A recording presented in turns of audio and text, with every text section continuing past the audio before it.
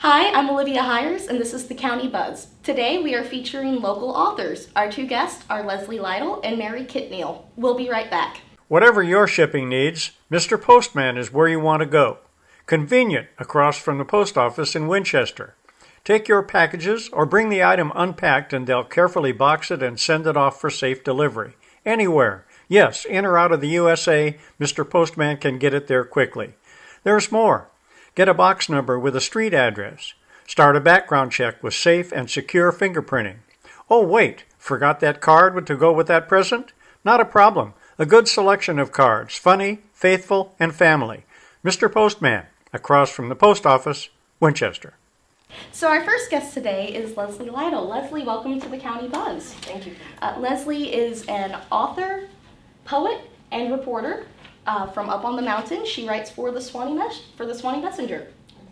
Hey, yes, thank you very much. Yes, so I have actually 2 books out. My first book, Execution's Doorstep, was published in 2008 by the University Press of New England, and it's a collection of narratives about men sentenced to death for crimes they did not commit. And my most recent book, Chicken Stock, is a novel.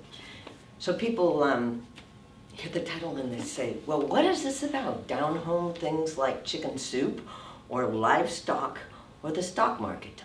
Actually, all 3. It is a story about the exploitation of rural America through the eyes of a young woman whose husband is killed in a tragic farming accident. So I'd like to read to you from a scene immediately following Lonnie's funeral. And you'll meet the young woman whose name is Berta, and her mother Rose, and her father Harry, and her 4-year-old son Al. And the only thing you need to know, I think, is that sometimes people call Berta Bobby, and she doesn't like that. Are you sure you don't want us to stay for a bit, Roberta? You could lie down and rest for a while. We'll look after Al.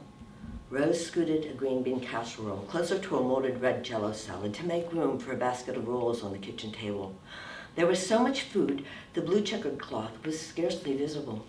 The house was small. The dining area and kitchen were one. The table only accommodated 4 comfortably. The women from Rose's church had been dropping off food since early that morning. Berta had said she didn't want visitors stopping by after the funeral service, but Rose nonetheless took pains with arranging the table as though they were expecting guests. She moved the napkin holder to the kitchen counter to make room for a foil-potted orchid. The gold foil wrapper crinkled when she loosened her grip on the pot, and crinkled again when she spun the pot so one of the voluptuous white blooms faced her daughter. Berta heard the note as a high E, the first note in her high school violin recital piece, Bach's air from the 3rd orchestral suite. She was sitting at the table across from her father and leaned left so she could see through the window onto the porch. This is such a lovely orchid. Rose bent back the gold foil to more fully expose the bloom, giving show to the foil's silver underside. The foil crinkled again. To Berta's ear, the tone was silver, high E, but not the Bach. Down where she lives, the posies grow, little Liza Jane. Chickens round the kitchen door, little Liza Jane. Lonnie teased an embellished melody from the banjo strings. It had to be Lonnie. No one else played Liza Jane like that. Oh, Eliza, little Liza Jane. Oh, Eliza. On the porch, the wooden swing swayed slightly, keeping time with the playful, rambling tune she heard in her mind. I don't think you should be alone, Roberta, her mother said. Alone? Berta asked. Or maybe she only thought it. She was having difficulty distinguishing what she said from what she thought. Take some of this food with you, Mama. She heard her voice, but she felt alienated from the words, as though the person speaking stood outside her, was a character in a movie she was watching on TV. White Shoulder's perfume. The fragrance was unmistakable. Was it her or the flowers? A mere gasp of mist was all she'd managed to coax from the atomizer on her dresser that morning. Lonnie always gave her white shoulders for her birthday, July 12, less than a month away. I'm founding an attorney. The fried chicken coating crackled when her father bit into a drumstick. Are you sure you don't want us to stay for just a little while, Berta? A nap would do you a world of good. Her mother peeled the plastic wrap off the cake along with a skim of chocolate icing. Melinda Watson's double fudged cake is to die for. She always brings it to our Wednesday night church suppers. You should start coming, Roberta. It would be good for Al, the other young couples with children.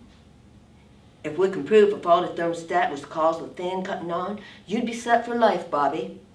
Her father fed Al a pinch of drumstick meat with his fingers. I'm going out to check on my chickens. She needed to go out to the chicken barn and check on the fans. Fred Riley checked on your chickens this morning, Roberta. Her mother wiped the icing stuck to the knife blade onto her finger. Almond extract. I bet that's a secret. I can taste it. I need to check the feeder, and it's salty this evening. I need to check to make sure all the fans. Berta studied the knife blade, positioned for the second cut. Guarded by her mother's precise wrist, the blade sunk into the cake. Make sure all the fans. Clunk. A moist, muffled clunk. The knife had found the plate. Blood oozed out from the gash in the cake. No, not blood. Double fudge. How does Melinda keep the filling from setting up? It's smooth as silk. Here, Harry. Her mother set a wedge of cake, drippy with fudge cream, on the table in front of her father. Al crawled down from her father's lap. I'll go with you, Mommy. Open the car door, Roberta. Open the damn car door. Berta wondered if her parents had heard. They wouldn't approve of Lonnie talking to her that way. She stood up and crossed the kitchen to the porch door. Lonnie waited outside the rear driver's side door to her Honda. He held the wrist of his right hand with his left hand, slick red hands, both of them, the creases at the knuckles, an even darker red. You need to take off that dress, Roberta. Berta felt a hand on her shoulder, her mother's hand. And you, Al? You can't go to the chicken barn with your mommy wearing your church shoes? Al sat down on the floor and began untying the brown Oxfords. Through the porch door window, Berta saw the Honda back up and turned to face heading out the drive. The tires spin, spitting gravel as the car shoots out onto the blacktop. She's looking out through the windshield now, at the bend in the road the car is racing towards. She looks down at her hands, gripping the steering wheel. It's hard to hold the wheel. Her fingers are trembling. Daddy's all bloody, Mommy. His jeans and his shirt. Al is on his knees in the booster seat, stretching to see over the seat back. She can see Lonnie in the rearview mirror. Lonnie's red hands hug to his chest. When she turns to look at him over her shoulder, he readjusts the pose, stretches his long fingers, hides the wedge of bone poking out from his wrist. Turn around, Al. Help Mommy watch for cars. She tugs on Al's arm. He fights her. She needs to buckle him in. No, Mommy, help Daddy. A car horn, sustained crescendo, F sharp.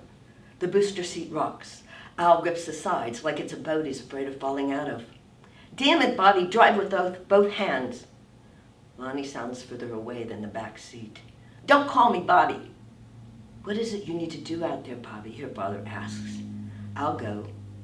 Berta turned back to the cluttered table. Her father stuck out his tongue to catch strips of fudge filling from the cake he forked into his mouth. Is there a pair of Lonnie's coveralls I can borrow? Her mother was adjusting the tie back on the kitchen sink window curtain, bunching the fabric, pulling it taut against the window casing. The view was larger. Berta could see the door at the far end of the chicken house now.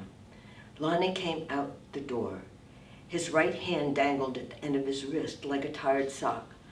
A paper-thin slice of zucchini dropped into the bowl in the sink along slices of red bell pepper, the knife she was holding poised to cut the next slice. Lonnie's scream rushes towards her through the open window. Berta! It's stuffy in here, probably. Her mother worked the stiff window crank, managing a small opening. The past few days you've been gone so much, Roberta, and the house closed up. Berta heard the bass clef tremolo whir of a fan in the chicken house cutting on. By the thermostat, because it was too hot, or by the timer, as per schedule. She needed to check the fans.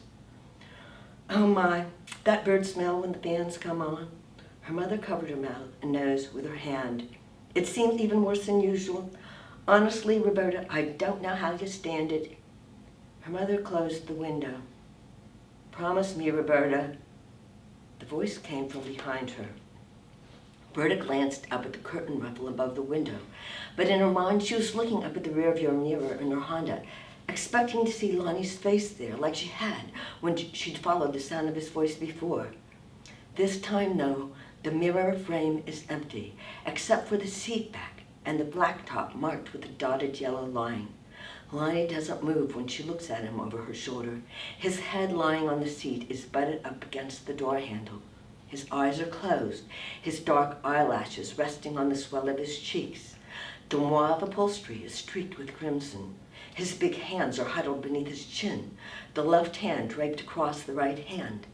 Slick red hands, both of them. The hands don't belong to him. A knob of glossy pink bone pokes out from the red cup of skin at the end of his wrist. Watch for cars, Mommy. Promise me you'll keep the farm going. Promise me, Roberta, promise me. Lonnie's legs are bent at the knees. He's curled up on his side fetal pose to make his long legs fit on the seat. The handle of a putty knife pokes out from the hip pocket of his jeans to scrape the gummy dust and feathers off the fan blades. All the fans are cleaned except for the number 8 fan, Berta. Promise me. You've got to promise me you won't let them take the farm. Open your eyes, Daddy. Let's sing, Al. Let's sing Itsy Bitsy Spider. The itsy bitsy spider climbed up the water spout. Al's tiny fingers begin to climb up his elbow to his wrist. Down came the rain. I took them both off. Here. Al is holding the brown Oxfords raised above his head, one in each hand. Okay, Berta says, taking the shoes from him, uncertain why he'd taken them off. Thank you. Can we go to the chicken house now? Al asks. I'll help you check the fans. That was just intriguing. That I have to get a copy of that now. Cool. Thank you so much. It was so wonderful having you on the show today. Okay. We'll be right back with our next guest, Mary Kitt-Neel. When it comes to furniture, appliances, electronics, and yard equipment, start with a company you can trust. Badcock Home Furniture and More in Winchester has spent years faithfully serving their community and their customers. Badcock Furniture has always been ahead of the rest when it comes to brand name furniture, appliances, and electronics. That's why Badcock is the best. Badcock continues to renovate their store plan with new top-of-the-line quality products that fit your taste and budget and make your life at home easier than ever. Upgrade your appliances today. Ranges, freezers, refrigerators, microwaves, vacuums, and stay comfortable through the years with air conditioners and infrared quartz fireplace heaters in several sizes and designs. Live healthy and sleep better with iComfort Sleep Systems by Serta, plus sleep accessories, support systems, and foundations from other major brands. Badcock carries state-of-the-art entertainment equipment, TVs, DVD players, home theaters, computers, tablets, printers, and more, and financing is available. Visit Gregor K. Gillum and the staff at Badcock Home Furniture and More today. 405 Bypass Road in Winchester. Call 931-962-4991. We make it easy. We deliver. Badcock Home Furniture and More in Winchester. Welcome back to the County Buzz. Our second guest on the show today is a very special local author because she is also my mother. Please welcome Mary Kitt-Neel. Hi. Hey, sweetie. So you have 4 books out on Amazon. California King, Lie Down in the Princess Position, Asunderland, and Islands, Bridges, and American Vice Presidents, Stories by Mary Kitt-Neel. Mm-hmm. So I've actually only read one of them, and it makes me feel like a terrible daughter, but I loved Asunderland. That it was such a good book. Thank you. And it's not really a coming-of-age story. It's more of a coming into her own story. Yes. Tell us a little bit about Asunderland. Okay, well, the main character in this book is a young woman. She's probably 30-ish, and she manages to fight off a minor criminal, and because of this, she ends up being internet famous for a little while. And the internet fame doesn't really last, but it sets in motion a lot of changes that cause her to make some really fundamental changes in what her life is, what she does, who she's with, really everything. And she ends up leaving her town Mm-hmm. and moving to Paris. Yes. And throwing away her passport. Yep. That was a wonderful ending. Oh, I loved thank you. that when she throws the passport into the sign. It just. Now, California King, I've read a little bit of. Okay. And it's about a psychic detective-ish? No? The No? detective isn't the psychic. Okay. There are two main characters. The main character is California King, who she's, yes, people tease her because that's a mattress size. But anyway, she discovers that she has some psychic abilities, and she doesn't really like it. She doesn't want that responsibility. But she ends up helping a local police detective who is trying to crack a shoplifting ring, and with her help, she manages to unravel everything that's going on and discovers that it's actually a multi-million-dollar credit card fraud ring. Well, So, that is wonderful. And now, Lie Down in the Princess Position is my favorite title of yours. I need to order the book. What can you tell me about that? it's that's an ebook only. It's just a kind of a mini collection of stories. I think there's probably only 5 or 6 stories in that collection. And the title, Lie Down in Princess Position, is the title of one of the stories. And it refers to, and you'll probably appreciate this, a woman who tries to cure her sinus conditions by trying to train herself to sleep on her back. So her sinuses will I cannot sleep on my back, but Yeah. I know that pain. I know that pain. And Islands, Bridges, and American Vice Presidents. That is just a fascinating book title for a collection of short stories. I'm just wondering how that all kind of interconnects at all, you know? Well, that's a collection of stories. I think there's 13, 14 stories in that collection. They're all interconnected. They all have some of the main characters shared throughout them. That particular title is a story. It refers to a man who he's kind of mysterious. He comes from Russia, and there's, he had been in Afghanistan, and there were, rumors that he had connections to the Russian mob, but he was kind of retiring from all that, and he decided he wanted to become a street artist. And so he learns how to make stencils. Yeah. And he goes out at night and, with his spray paint and his stencils, but all of his stencils are of American vice presidents. And he's, really upset because Americans, they don't know who the vice presidents were. No. Even the ones that became president. You don't know, we don't really remember who, if it wasn't for Futurama, I Right. wouldn't know who Nixon's vice president was. So, Oh, but you also wrote for years, because I remember this growing up, and I remember being featured in it a few times, but you also wrote for the Saturday Independent in Manchester a column called The Domestic Journal.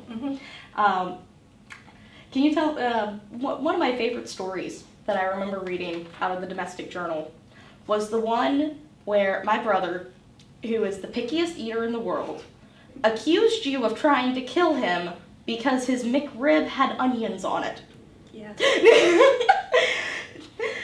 Oh, good. That was a fun trip to McDonald's. Wasn't that the same time Yes. with some... It was, the lobby was crowded. There was a very overworked mom with 3 or 4 kids, and she was handing out pennies to put in the funnel thing. The that they have for cyclone, yeah, for the Hands-on Science the Hands-On Center. Science Center, and so she's handing out pennies, and she hands me one. I think I was about the size of her 12-year-old. And then she apologized. Yeah, no, it happens all the time. Yeah, No. and yes, I forgot to ask for no onions on Will's McRib, and it was terrible. But that was really just, literally a domestic journal. It was about your everyday life as a housewife, homeschooling 2 kids, and working part-time for a newspaper. Yep. So That sums it up. If we could remember the name of the book, you also have poems published by the Not Yet Dead Poets Society. I think I have 1 poem in it. I think there's 1. I know that I have 3 in it, but you've been writing for years.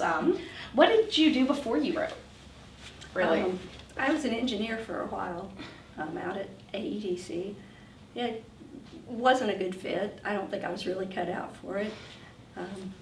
After I had Your Brother and You, I stayed home and raised you guys, and once you got a little older, I went back to writing for the newspaper. Mm-hmm. And And what do you do now, besides now- writing your novels? well, my day job is also writing. I write business blogs for a lot of software companies, medical billing companies. It's Personal injury lawyers. personal injury lawyers. You farmed some of that work out to me when I was in college. Yep. Yep, that was fun. I know so much about cruise ship law now. Yes. I'm never going to use it. So, So you're going to read for us a little bit from your novel, California King? yep. All right, wonderful. Okay, this is from the very beginning of the novel. Okay, so my parents named me California, but that's not really important. I just wanted to get the name thing out of the way up front. What's important is this. I have a theory, only it's actually somewhere between theory and firm conviction, that each of us who reaches adulthood, and probably some of those who don't, leads several lifetimes between the time that we draw our first and last breaths on this planet. Think about it. Cellular turnover alone makes you a very different person now than you were 10 years ago. Those skin cells on the back of your hand hadn't formed from the unique mix of biochemicals that make up you until about 7 weeks ago. My other theory, and it belongs more in the theory than conviction camp, is that most of the things you believe with all your heart and mind will be blown apart, either when your latest self starts winding down or when your new self starts winding up. For example, I didn't realize I was psychic until I was in my 40s. It took a few weeks between the time I realized I was psychic and the time I was ready to tell anyone about it. But I wasn't telling someone about it because I wanted to show off. I had a good reason. I also had lots of good reasons for not telling anyone ever, but I did. I told one person. At the time, I worked for a local daily newspaper as a crime reporter. During the years I spent at the paper, I sort of befriended a detective named Chloe Sheffield. She is one of the smartest people I've ever known. Seriously, if you commit a crime and Chloe gets assigned to your case, then God help you. She has tremendous instincts about how the criminal mind operates. A story I was covering at the time involved a wealthy resident who had kidnapped his own daughter during an ugly custody dispute with his ex-wife. It's hard to even describe how the information came to me. It wasn't really a vision, like I could close my eyes and see it, and it wasn't a voice. But some indefinable thing kept causing me to think about a red pickup truck in the state of Rhode Island. I think of the psychic information I receive as more of a resource, for want of a better word, than a vision or premonition. Now, I've never owned a truck, and I live hundreds, maybe thousands of miles from Rhode Island, a state to which I've never been. But this idea of a pickup truck in Rhode Island would not go away. I called up Chloe and asked when she could meet me for coffee. She was working overnight at the time as a uniformed officer and told me to meet her at a diner the next morning at 7:30 after she got off work. The stuff about Rhode Island and a pickup truck was not what she wanted to hear. I'm not sure if you'd characterize my relationship with Chloe as friendship, but then I'm not sure the English language has a word for it.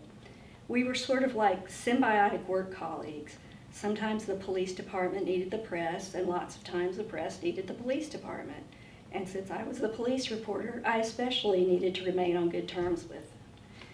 Anyway, Chloe gave me one of those single raised eyebrow faces when I told her what was going on in my mind. She took out a pen and wrote it down on a napkin, and I was certain she was only doing it to be polite and would toss it in the trash as soon as we parted that morning. But I was satisfied that I had done my part. Chloe did forget all about what I'd said about the truck and the state of Rhode Island, at least for a little while, and I went on about my life as usual. Actually, as usual isn't entirely accurate. At that time, my oldest child was leaving home to go to college, and I was terribly sad about it. I guess I threw myself into my work and took on everything my boss would throw at me so that I wouldn't wallow in self-pity. It was the only way I could cope. But a few months later, Chloe called me up, and when I answered, the first words out of her mouth were, "You are not going to believe this." The man who had kidnapped his daughter had been caught. It was a straightforward arrest in Massachusetts on some kind of traffic violation. The little girl was in school when he was arrested, and the authorities found her safe and sound living under a different name. The man, who everyone here knew as Richard Demarest, was actually named Bruce Kartheiser. He had killed a man in Ohio and stolen his red pickup truck.